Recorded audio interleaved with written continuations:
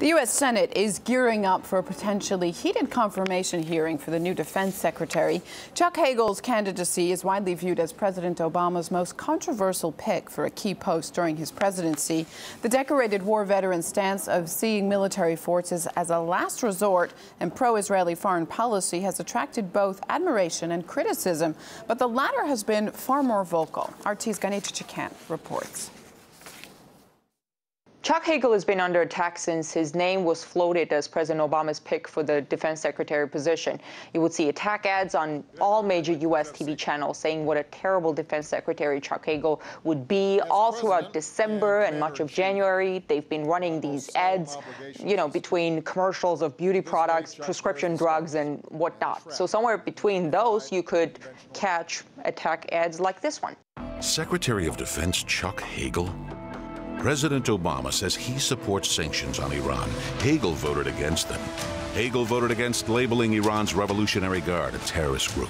And while President Obama says all options are on the table for preventing a nuclear Iran, Hagel says military action is not a viable, feasible, responsible option.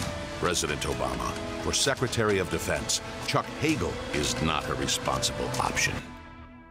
That ad was sponsored by the Emergency Committee for Israel. So what did Chuck Hagel do to deserve that? As a U.S. Senator, Chuck Hagel has been critical of Israel's policies. He's been critical of the Israeli lobby in Washington. Here's what he said. The political reality is that the Jewish lobby intimidates a lot of people up here. I've always argued against some of the dumb things they do because I don't think it's in the interest of Israel. I just don't think it's smart for Israel. End of quote. Among other things, Chuck Hagel dared to say that U.S. interests should trump Israeli interests if they conflict.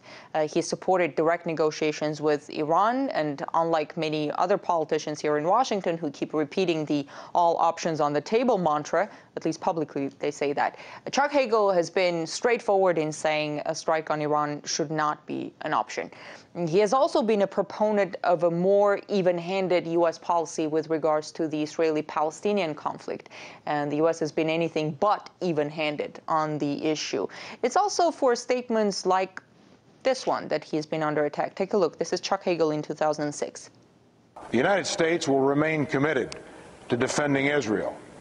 Our relationship with Israel is a special and historic one, but it need not and cannot be at the expense of our Arab and Muslim relationships.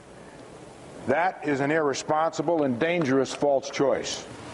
Some saw President Obama's decision to nominate Chuck Hagel as his message to the Israeli hardliners. We actually heard President Obama say there's too much war talk going on, and maybe nominating Chuck Hagel is his way of bringing down the tension a notch.